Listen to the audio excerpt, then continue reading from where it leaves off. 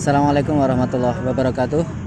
Kami dari mahasiswa Pasca Sarjana IIM Institut Mambaul Ulum Surakarta menyatakan menolak atas kenaikan harga BBM yang telah ditetapkan oleh pemerintah baru-baru ini, karena itu jelas-jelas merupakan kebijakan yang zalim yang akan menyengsarakan masyarakat. Bukan hanya ini berdampak pada sektor transportasi, tetapi juga akan mengakibatkan efek domino terhadap naiknya harga-harga kebutuhan pokok masyarakat. Padahal di satu sisi pemerintah tidak perlu untuk menaikkan harga BBM.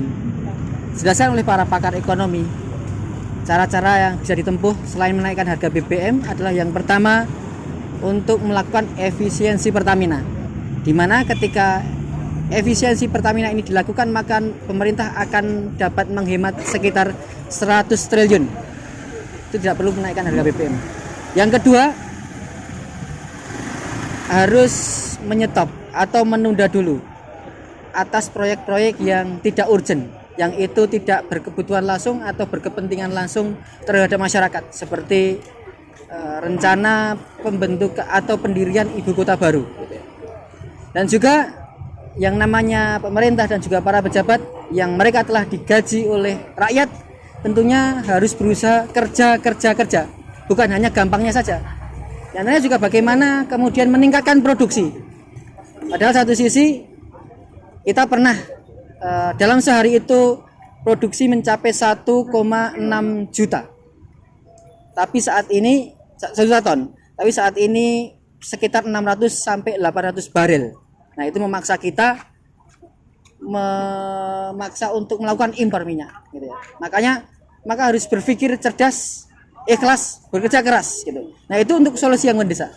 Tapi untuk solusi yang mendasar, fundamental, permasalahan utama negeri ini adalah akibat diterapkan sistem sekularisme, kapitalisme yang itu merupakan sistem warisan penjajah.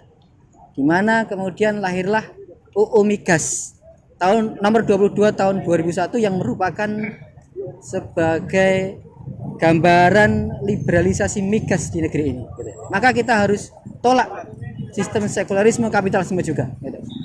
Dengan penerapan sistem Islam secara kafah, maka insya Allah negeri ini akan menjadi negeri yang baldatun thayyibun warabun ghafur. Bukan hanya ini untuk kemaslahatan orang-orang Islam, tapi juga orang-orang non-Islam akan mendapatkan manfaat baiknya gitu. Karena dengan diterapkan yang syariat Islam secara kafah, maka kemudian diantaranya mengatur bagaimana Islam mengelola sumber daya alam gitu ya. Rasulullah SAW bersabda, kaum muslimin berserikat dalam 3 hal: air, padang rumput, dan api. Maka dengan begitu pemerintah hanya berhak untuk mengelola gitu ya. Mengelola lalu manfaatnya digunakan untuk sepenuh-penuhnya kepentingan masyarakat gitu ya. Dengan penerapan syariat Islam juga akan mampu mensikat para mafia minyak, yang itu merupakan permasalahan juga yang perlu ada solusinya. Gimana kemudian misalnya banyak kejadian-kejadian seperti kebakaran kilang minyak dan sebagainya yang akan mengakibatkan produksi rendah, lalu korupsi dan sebagainya, itu harus ada solusinya. Maka satu-satunya solusi yang menyeluruh itu adalah dengan syariat Islam, sebagaimana firman Allah, a'udzubillahi minasyaitonirrajim, wa nazzalna 'alaikal kitab tibyanan likulli syai' wa hudaw wa rahmah busra lil muslimin. Kami menurunkan Alkitab atau Al-Qur'an tibyanan sebagai penjelasan likulli syai' atas segala sesuatu, wa hudaw wa rahmah, dan petunjuk sekaligus rahmat dan kabar gembira bagi kaum muslim. Profesor Wahbah Zuhaili rahimahullah ta'ala menafsirkan ayat ini bahwa Allah telah menurunkan Al-Quran yang menjelaskan secara rinci apapun yang dibutuhkan manusia itu ada solusinya, itu sebagai penyebab keberhasilan dan keberkahan kaum muslimin di dunia dan akhirat, dan kabar gembira karena bagi orang-orang mukmin, orang-orang Islam yang menerapkan syariat Islam, maka insya Allah akan mendapatkan surganya Allah Subhanahu wa taala. Terima kasih. Kurang lebih mohon maaf. Wallahu a'lam bishawab. Assalamualaikum warahmatullahi wabarakatuh. Waalaikumsalam.